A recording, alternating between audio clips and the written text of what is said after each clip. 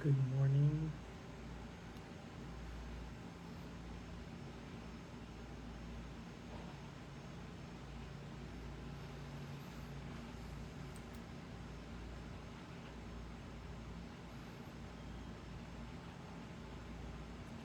Leaves will soon grow from the barest of trees, and all will be alright in time. So today, ang pag-uusapan natin ay tungkol sa science.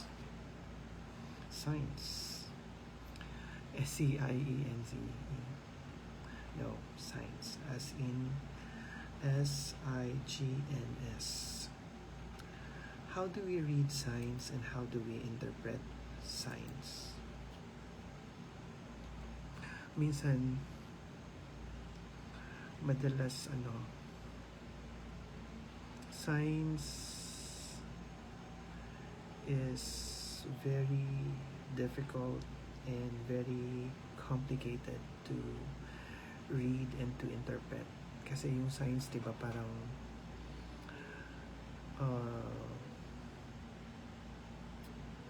binabasa mo yung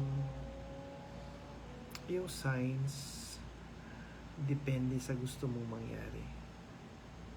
For example,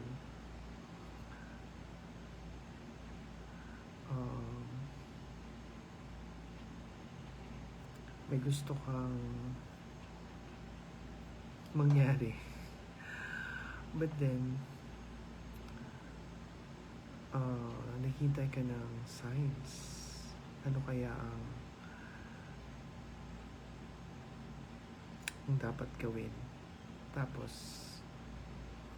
syempre ang dami nangyayari sa buhay, di mo alam kung ano yung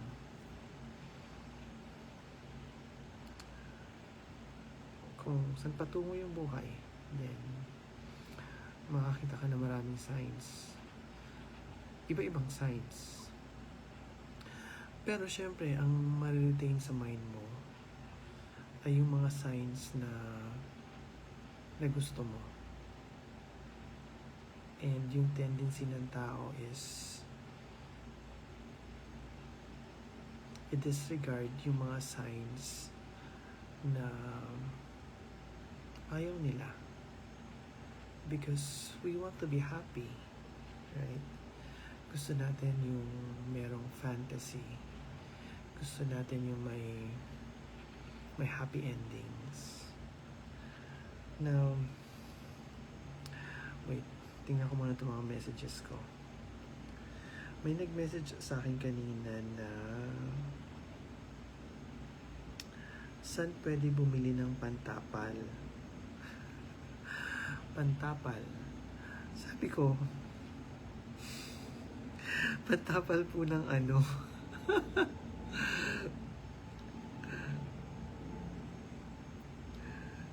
Okay.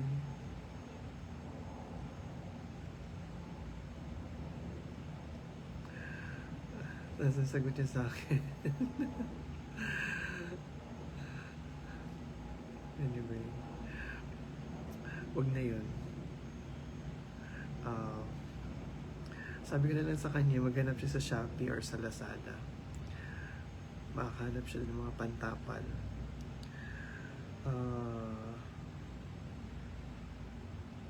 Eto, Pequén Parucota Province. Wala, ano kaya yun?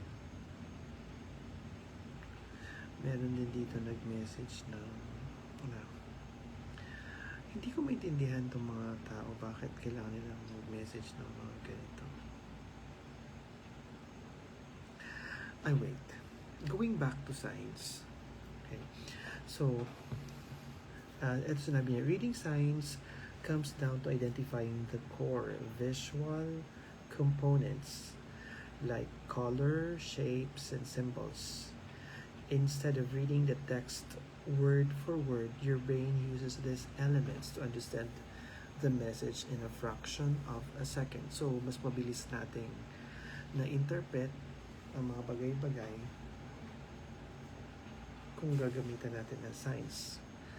Anong mga signs? Like color codes. Red is Prohibition. Yellow indicates warning. Orange points to temporary hazards. Green offers directional guidance. Blue identifies nearby services. White and black, regulatory signs that tell you laws and limits. Brown points to public recreation, parks, and scenic guidance. So there's also shape, language. Octagon is stop, triangle is a warning or yield, diamond is general warning, rectangle is regulatory signs, circles often used to warn you of upcoming railways. Symbols and context. Ito yung pangatlo. Universal symbols like crossed out cigarettes, an arrow curving, or a pedestrian walking bypass language barriers. When reading directional signs like highway, read from top to bottom. Okay. Or follow the downward pointing arrows. Okay. Pero hindi yun ang ibig kong sabihin. Ang mas gusto kong maintindihan is how do we interpret signs. Interpreting signs, whether they are spiritual, synchronicities, everyday omens, or physical symbols. Di ba minsan may mga sinusunod tayong mga araw-araw ganito nangyayari. Siguro ito na yung direction na pumunta.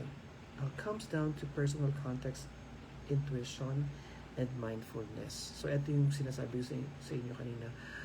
Ang signs ay nagde-depend sa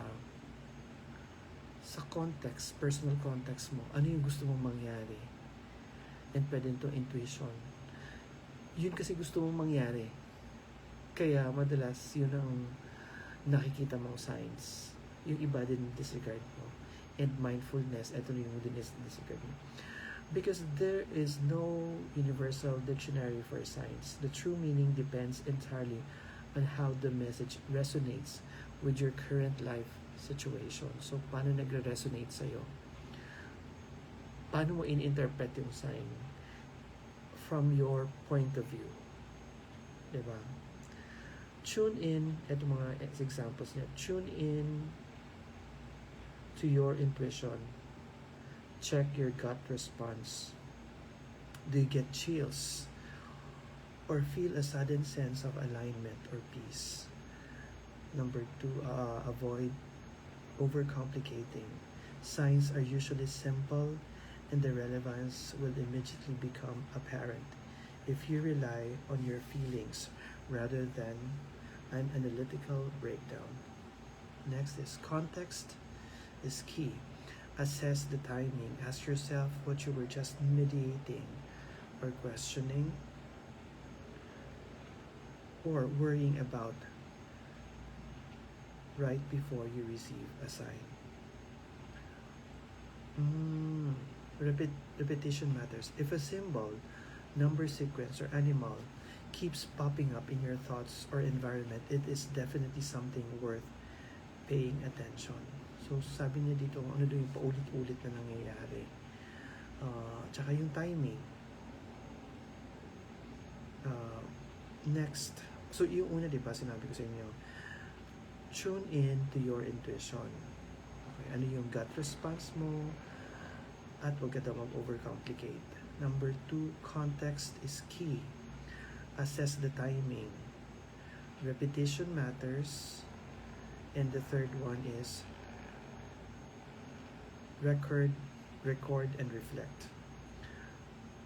Keep a journal. Document the signs you encounter, the date, and your immediate emotional reaction to them. Looking back can reveal patterns and synchronicities. Talk it out. Discussing your experiences with trusted friends or family can give you completely new perspectives on what the universe might be nudging you toward. If you were looking for information or interpreting medical signs, physical symptoms, please rely on authoritative health resources and consult medical professional. Okay, dun sa pangat na record and reflect, keep a journal. Number 2, talk it out.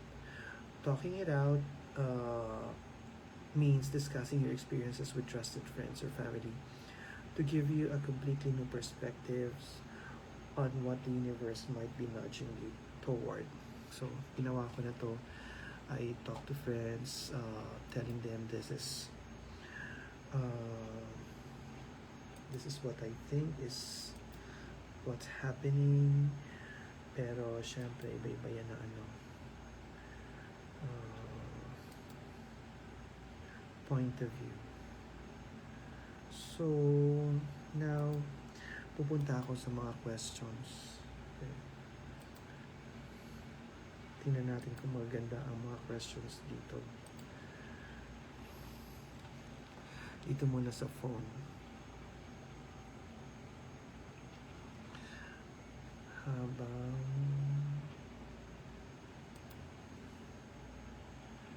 Habang kapiling ka,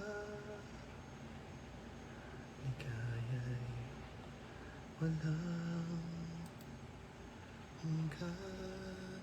Okay, kanina yung sabi niya na saan pwede bumili ng pantapal. Okay, sinagot ko na yon. Bumili sa Shopee or sa Lazada. Yung iba, mga stickers na pinapadala, di ko alam. Siguro nahiya sila mag-comment sa Facebook page ko, kaya dito na lang sila nagme-message. Anyway, kung ano ang trip nyong gawin, bahala kayo. Diba? Kung saan kayo masaya, doon kayo.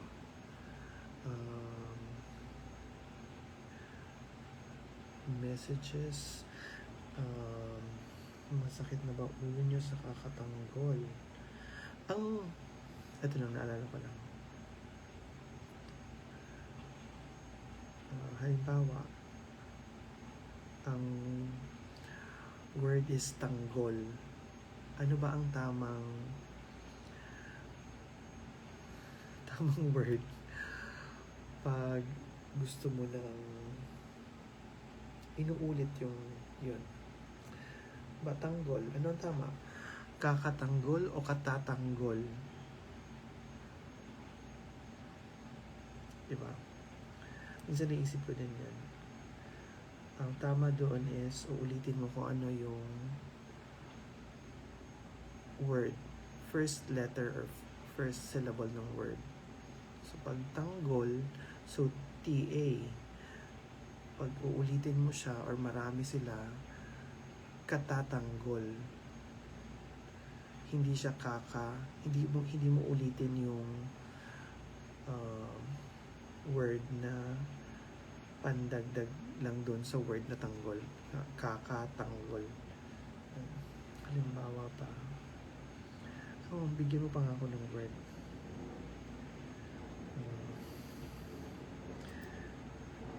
Anyway.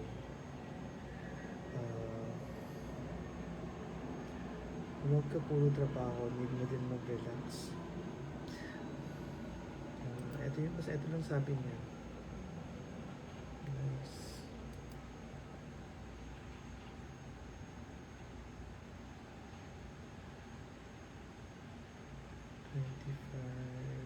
Nakakatuwa din yung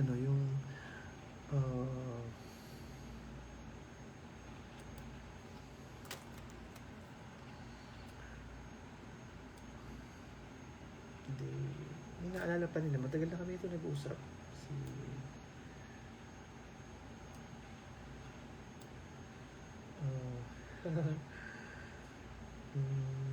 Tagasan ka po, single ka po, pwede ba maging kaibigan, pag may ganitong messages, parang magalang, I would say. Pwede maging kaibigan, call tayo. Itong mga nagre-request ng call, I think mas okay pa yun kaysa yung bigla na lang tumatawag. Hi, kausapin mo. Meron pala siyang kausapin mo naman ako, please. Taga saan ka? Gusto ko kasing makita kita ng maayos. Kumusta ka? Puro kasi broken post yung post mo. Baka need mo na kausap. Andito lang ako. Hindi ko siya nababasa madalas. Kasi pag hindi ko naman masyadong kilala yung tao. Pero tingnan mo, Ito pala yung message niya. Kasi nag-open na ako ng Facebook, tapos tingnan ko yung unang message. Yung nasa top ng mga messages. Tapos, ang message niya kanina sa akin, hi lang. So, na-curious ako. Sabi ko, ano ba ang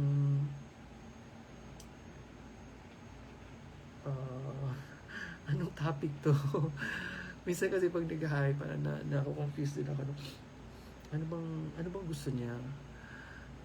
Tapos eto, nag-backread ako. Ito sabi niya sa akin, gusto kasing makilala kita ng maayos. Kumusta ka? Puro kasi broken post yung post mo. Baka need mo ng kausap. Nandito lang ako. Tapos sabi niya, sabi ko, nag-reply ako, pasensya na, busy sa work.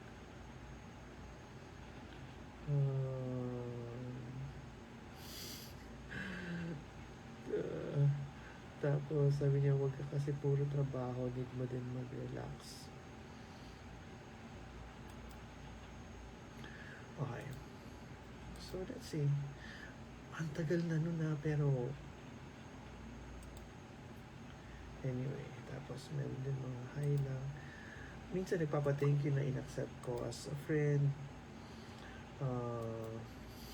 Ito naman. Hello. Tapos, pag may mga ganun, inaano ko siya. Nice. Sabi niya, single pa din daw. Oh, it's nice. Nice to be single. Nice to be free. You get a chance to choose,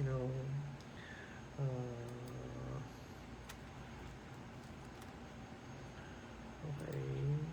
And then, may nagme-message lang dito, salamat sa pag-accept, tapos i-reply ko sa ng welcome.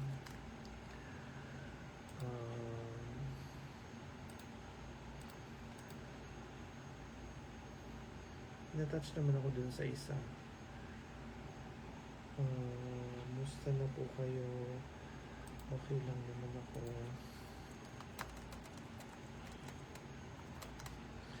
Nandito lang ako.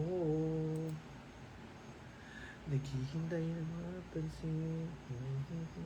Yung damdamin na para lang sa'yo. Okay, ang dami na to. Hindi ko na yata ito mababasa. Ito isa. Medyo mahaba ang message niya. Dami ka ba? May kasama daw ba ako? Tatawag siya daw. Tapos, reacted to your message. Okay. Wala naman masyadong nakita. Pero yun, na-appreciate ko yun yung binabasa pala niya yung post ko. Tapos, nag-aalala siya. Tapos, nandun lang daw siya. If kailangan ko ng kausap. So, kakausapin ko ulit siya soon. Then, teka muna. Meron pa ako dito. Ito-check. Tingnan natin yung mga messages.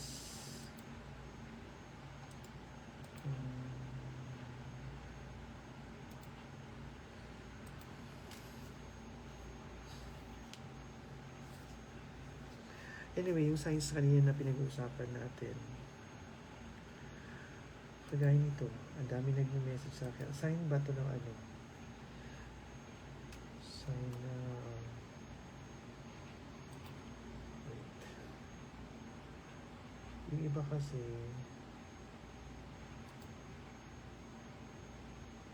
ano ba ito? Pag in-accept ko, ano yung message niya? Let's accept. You can't access this chat yet. Okay. Okay, bahala na siya sa earth. Pag mahirap, ano yan. Tapos, hi. Body. Minsan kasi gumagamit mga Chinese, paano ko sila makikilala? Chinese characters or Japanese characters o taga-Japan ba talaga sila? Hindi natin alam. Reply ko lang siya ng kumusta po. Nag-hello siya. Sige, ganito gawin natin, good morning. Good morning. Ayos lang. Taga sa Pasig City. Hello. Hello. Tapos sasagot tayo ng mga chat na sa live. Si Prince ay nagpadala ng photo. So, never mind. Huwag natin pansin ang mga photos na hindi yan magandang sign. Okay.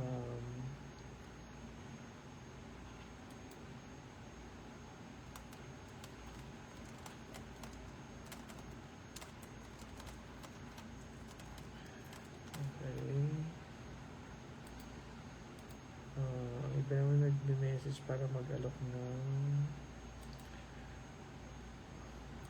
services.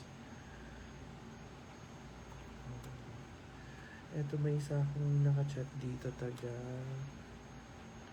Canada. Tapos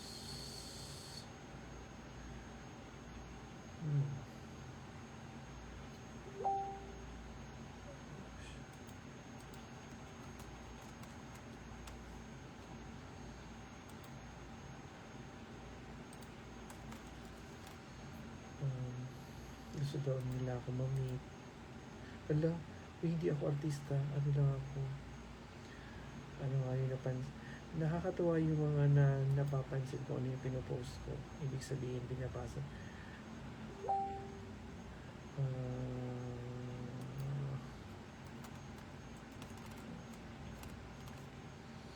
Sabi niya, ilang taon na daw ako at kung may asawa na ba? Sabi ko, oo, meron na.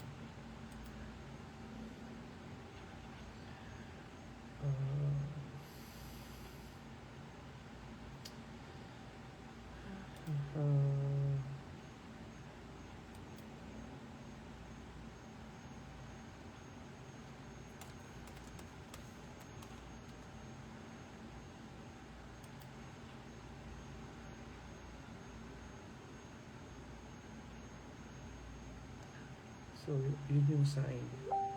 Sign na hindi ka na dapat lumandi kasi may asawa ka na.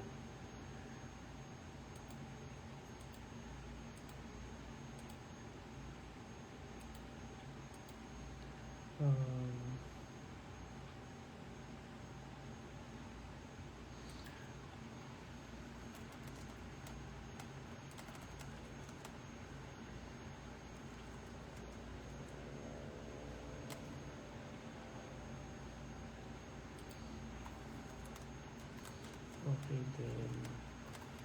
So sabi naman niya, iba naman to ha. Gusto kita ma-meet, mahilig ka pala mag-adventure. Nakita ko sa mga post mo. Sabi ko, yes po. Minsan po sumama kayo. Sumama kayo sa mga adventures. Hindi ko alam. Ako kasi mahilig ako ng solo travel. Tapos, hindi ako tawag dito. Ini-enjoy ko siya as a traveler. Hindi yung tourist na nandun ka lang, magpapaka-tourist. Gusto ko yung naging part ako ng community.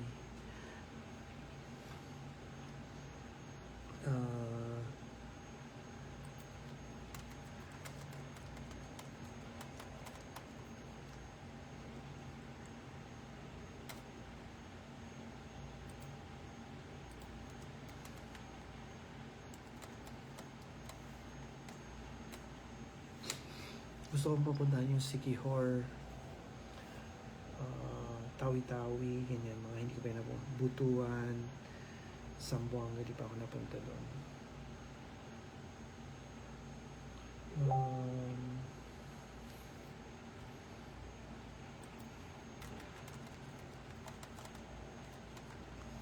Okay. So far, hindi ko pa rin naintindihan kung ano ang mga signs. Pero at least nagkaroon tayo ng idea na yung signs ay dependent sa mga pangyayari sa buhay.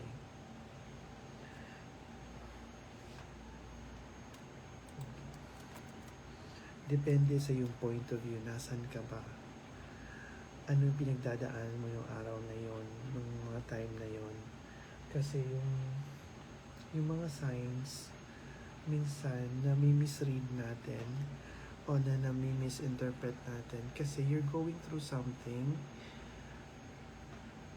So nakikita mo yung mga signs na gusto mo at na-disregard mo yung mga signs na dapat pinagtutuunan mo ng pansin.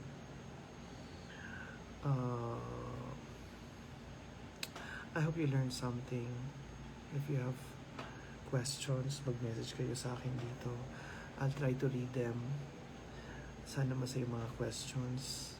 Sana mga worth it na questions, worth answering. But anything will do. Anything that makes you happy. Hindi naman ang purpose ng buhay, di ba? Maging masaya, makapagpasaya ka ng iba. And